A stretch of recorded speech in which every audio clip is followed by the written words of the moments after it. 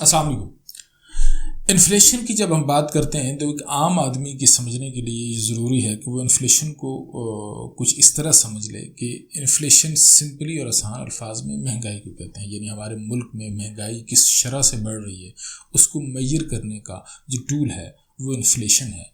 Economics की language में थोड़ा सा और डिटेल और टेक्निकलिटीज़ भी मौजूद हैं इसमें, लेकिन एक आम आदमी के समझ के लिए इतना काफ़ी है कि इन्फ्लेशन हम महंगाई को कहते हैं।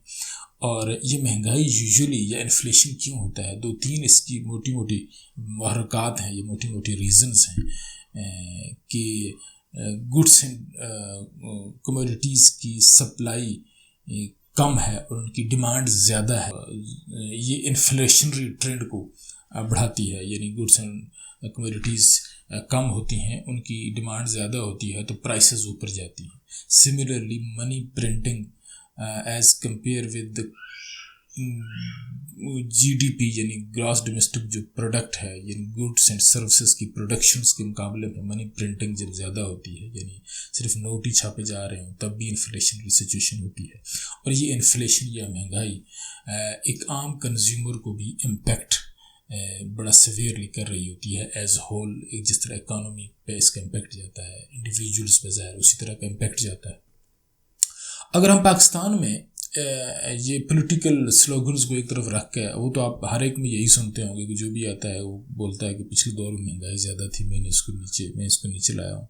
लेकिन इसकी अपनी एक बड़ी ट्रांसपेरेंट और कुछ मैथमेटिकली साइंटिफिकल तरीके हैं जिसके तहत इसको मेजर किया जाता है। तो इन्फ्लेशन का अगर मैं आपको डेटा दिखा पाऊँ, पाकिस्तान में 1975 से टिल डेट यानी लगभग पिछले 45-50 साल का डेटा जो बड़ा साइंटिफिकली प्रूवन डेटा है और जिसमें कोई पॉलिटिकल बाइज्डनेस शामिल नहीं है, तो अनफॉर्चुनेटली फेब में इन्फ्लेशन रेट 31.5% जो रिकॉर्ड हुआ है और मार्च में ये एक्सपेक्टेड है 34-35% तक क्लेम करेगा ऊपर। ये 50 साल या 45 बल्कि 1975 exactly 1975 onwards the highest inflationary rate है। यानी महंगाई की सतह 1975 से लेकर आज तक की हाईएस्ट तरीन पे है। ये बेयर और नेकेड आई रियलिटी है जिसमें कोई पॉलिटिकल बायसनेस शामिल नहीं है कि किसका दौर क्या गुजरा। सच बात और हकीकत बात ये है कि 1975 के बाद आज तक का सबसे महंगाई का जो तूफान है, इस इंडिकेटर के हिसाब से, इन्फ्लेशनरी ट्रेंड के हिसाब से 31.5%। अगर मैं आपको ग्राफ में दिखा सकूं, जो साइड में आपको ग्राफ दिखा रहा है, ये जिग-जैग करता हुआ जा रहा है। इसको अगर आप गौर से देखें तो लास्ट टाइम 1975 में ये तकरीबन 29% था। उसके बाद ये डाउनवर्ड ट्रेंड रहा, 12%, 14%, 9%, 8%, 6%, सिंगल डिजिट में भी ड्यूरेशन रहे जहाँ महंगाई या इन्फ्लेशन रहा, लेकिन अल्टीमेटली इसने क्लिम्ब करना शुरू किया और अभी आप ग्राफ को देख रहे होंगे कि 31.5%। और ये है फेब 2023 का लेटेस्ट डेटा।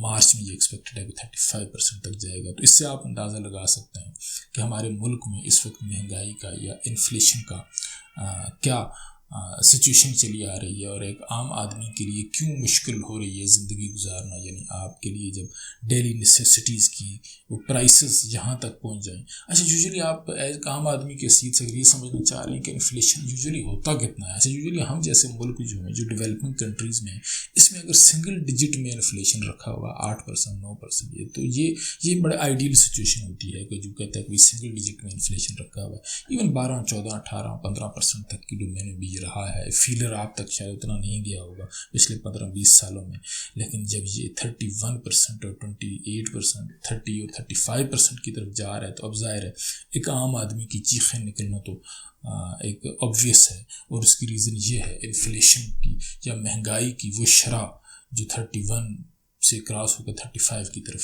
जा रही है। अच्छा, इस सारे सिनेरियो में एक तो इन्फ्लेशनरी ट्रेंड होता है, दूसरा करेंसी डिवैल्यूएशन हो रही है, यानी डबल इम्पैक्ट आपको हिट कर रहा होता है।